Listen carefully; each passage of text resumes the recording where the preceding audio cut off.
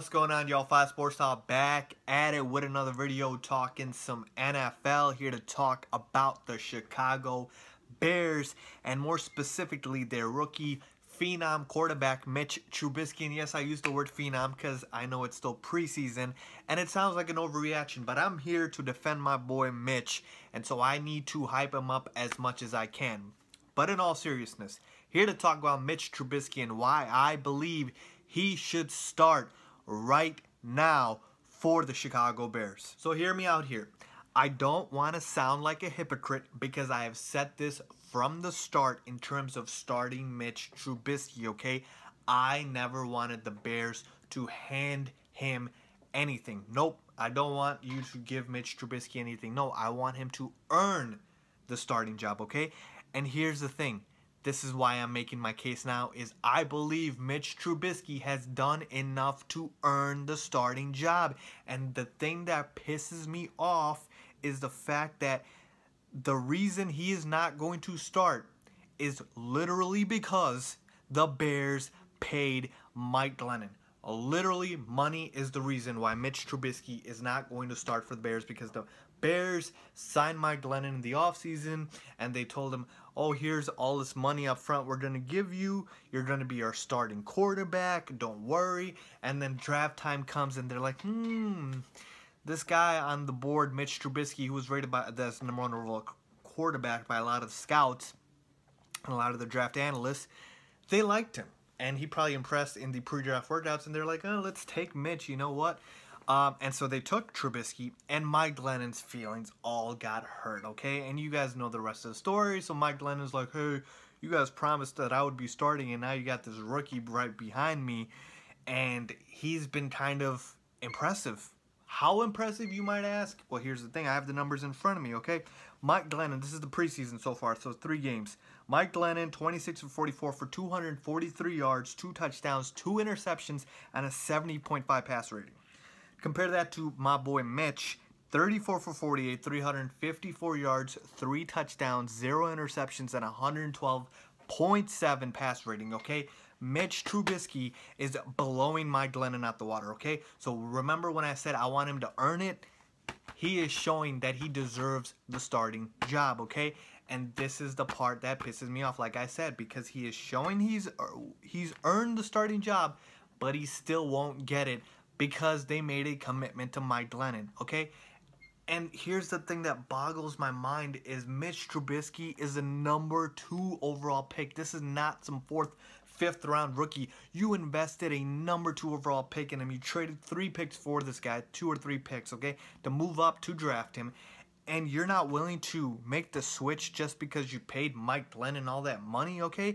If Mike Glennon was impressive and did a good job in the preseason and I said, okay, hey, this guy's clearly a starter and Mitch looks like the rookie, then I'd be like, okay.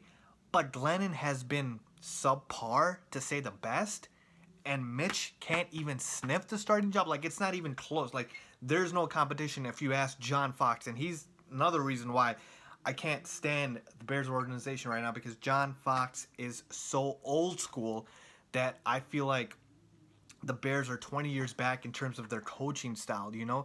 Now, Dal Loggins is a good OC, but John Fox is obviously the guy that's going to make the switch if he wants to, and that's the thing, is he's all about veterans, he's all about leadership, he's all about that, never wants to give the young guns any chance, and that's the sad part about all this, is that Mitch deserves a starting job, and he won't get it just because of 2 reasons. The money and the commitment they gave to Mike Glennon and John Fox, okay? And here's the sad part about it, is that you had Marcus Mariota start right away. You had Jameis Winston start right away. Number 1 and 2 overall picks. Russell Wilson, I've mentioned this story in my other videos. Russell Wilson, back when he was drafted, this is a 3rd round rookie. Back when he was drafted, Matt Flynn signed with Seattle, and Pete Carroll gave Matt Flynn all that money after they had, you know, Tavares Jackson and all these other guys in Seattle. That, if you guys remember, the Seahawks were a subpar team. This is before they became a Super Bowl champion. Russell Wilson was given an opportunity to fight for the starting job. He was given a fair opportunity, and he beat out Matt Flynn. And guess what Pete Carroll did? He started Russell Wilson. Even though they gave Matt Flynn all that money, he started Russell Wilson, and the rest is history. And that is all I wanted from Mitch. I just want him to get a fair shot, okay? And that's the part where I don't think he's getting a fair shot here. I think Mike Glennon literally could fall flat on his face and he'd still be the starter. And that's just not fair to me. And I hear the people saying, oh, the Bears should wait for the first 4 games before they throw Trubisky in the fire. So these are the Bears' first 4 games. They face the Falcons, at the Bucks, against the Steelers, at the Packers, okay? And probably what's going to happen is Mike Glennon is going to fall flat on his face in these first 4 games, and the Bears are probably going to be 0-4, 1-3 at best, and then Trubisky is probably going to start. But here's the thing, that to me, the next 4 games, I mean, they are a little easier, but I think these are still tough games. They play against the Vikings at home. They play at the Ravens, which is a tough place to play. They have the Panthers at home, who I think are going to have a bounce-back season, and they play at the Saints, which is a insanely tough place to play. So it's not like the schedule gets much easier. You're not playing the 49ers and Jets and Browns the next 3 games after that. It is still a tough schedule, and yes, the surrounding pieces around Trubisky would not be great. Cameron Meredith has been out for the entire season now with a torn ACL.